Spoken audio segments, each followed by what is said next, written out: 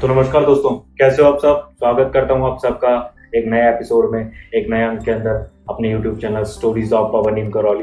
तो दोस्तों कहते हैं कि बाबा नीम करौली महाराज बड़े भक्तवत्सल हैं और हमेशा अपने भक्तों की रक्षा किया करते हैं। भक्त चाहे किसी भी संकट में हो, किसी भी परिस्थिति में हो, बाबा हमेशा जो है उनकी मदद के लिए पहुंच जाते हैं। तो आज का किस्सा भी जुड़ा हुआ है दोस्तों कुछ ऐसे ही इंसिडेंट के साथ में। और किस्सा जुड़ा हुआ है उनके एक परम भक्त थे। रामपुर जगह है नैनीताल के अंदर एक छोटी सी, जहाँ पर एक पुलिस स्टेशन है। तो वहाँ के एक पुलिस इंस्पेक्टर थे और बाबा के बड़े भक्त थे। उनकी बेटी बीमार थी, उनकी बेटी को टाइफाइड हो गया था। लेकिन टाइफाइड बिगड़ने के कारण जो है उनकी बेटी की तबीयत अचानक बहुत ज़्यादा ख़राब हो गई और लगभग जो है मरणासन की स्थिति में चली गई थी। उन दिनों जो है टाइफाइड का इलाज नहीं हुआ करता था और जिनको टाइफाइड हो जाता था उनको जो है खाना पीना बंद कर दिया जाता था। और इसी कारण जो है उनकी बेटी बहुत ज़्यादा कमज़ोर हो गई थी, लगभग मरणासन की स्थिति में पहुंच चुकी थी। लेकिन उनकी बेटी की अंतिम इच्छा थी कि वो मरने से पहले एक बार बाबा को देखना चाहती थी। और अपनी बेटी की इच्छा अनुसार जो है पुलिस इंस्पेक्टर कैची धाम आए और बाबा नीम करौली महाराज से रिक्वेस्ट की कि बाबा मेरी बेटी की हालत ख़राब है, उनका टाइफाइड ख़राब हो चुका है और लगभग जो है मरणासन की स्थिति में है। लेकिन उनकी अंतिम इच्छा है कि वो आपसे भेंट करना चाहती है, आपसे मिलना चाहती है। तो कृपया भेंट कीजिए और मेरी बेटी की रक्षा कीजिए। तब बाबा नीम करौली महाराज अपने ड्राइवर को लेते हैं साथ में और उसे कहते हैं कि चलो रामपुर चलना है। और अपने कुछ भक्तों और ड्राइवर के साथ में जो है रामपुर पहुंच जाते हैं। रामपुर पहुंचने के बाद में जो है बाबा बिना कुछ कहे सुने जो है उस लड़के के सीधे कमरे में चले जाते हैं और वहाँ जाकर उस लड़के से कहते हैं कि क्या हुआ, खाना पीना कैसे छोड़ रखा है, देख कितनी कमज़ोर हो गई है और मुझे भी भूखा मार दिया है। बाबा जी ने ऐसा कहा और उस लड़की की माता से कहा कि आप जाइए और लड़की के पसंद का कुछ खाना बना दीजिए, मुझे भी भूख लगी है तो इसे भी खाना है और मुझे भी खाना है।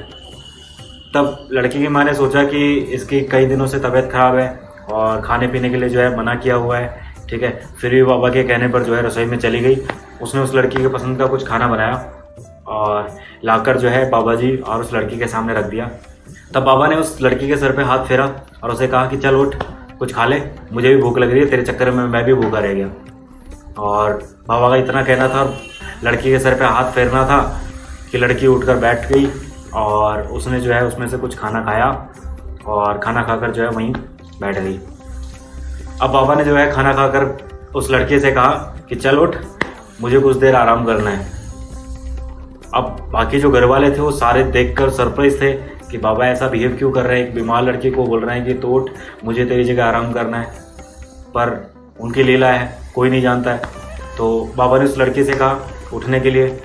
लड़की चुपचाप उठी और बगल में कुर्सी रखी थी तो उस कुर्सी पर जाकर बैठ गई। तो बाबा कुछ नहीं बोले और उठकर जो है उस पलंग पर लेट गए और लगभग 1 घंटे तक जो है वहाँ पर आराम करते रहे, सोते रहे।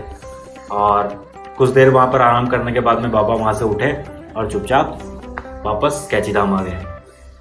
अब बाबा जब वहाँ से उठकर आए उस दिन के बाद में जो है उस समय के बाद में लड़की बिल्कुल ठीक हो गई, बिल्कुल स्वस्थ हो गई और लड़की का टाइफाइड बिल्कुल ठीक हो गया, बिल्कुल स्वस्थ हो गई। और कुछ दिनों के बाद में जो है पुलिस इंस्पेक्टर के साथ में जब वो बाबा के धाम आई, बाबा के कैची धाम आई, तो उसने बाबा से आशीर्वाद लिया और बाबा से धन्यवाद कहा। और उस इंस्पेक्टर ने जो है बाबा के चरण पकड़े और बाबा की लीला के लिए बाबा को धन्यवाद कहा। बाबा से कहा कि बाबा आप बड़े धन्य हैं जो आपने मेरी बेटी की रक्षा की। तो इस तरीके से दोस्तों कहते हैं कि बाबा नीम करौली महाराज हमेशा अपने भक्त की संकट में रक्षा करते हैं और उसके परिवार की रक्षा करते हैं, चाहे कितना भी बड़ा संकट क्यों ना हो। तो आज के अंक में इतना ही दोस्तों, मिलते हैं अगले अंक में। अगर आपने चैनल अभी तक सब्सक्राइब नहीं किया है तो लाइक कीजिएगा, शेयर कीजिएगा और चैनल जरूर सब्सक्राइब कर लीजिएगा। मिलते हैं अगले अंक में, तब तक के लिए धन्यवाद। जय हिंद, जय भारत, जय बाबा नीम करौली।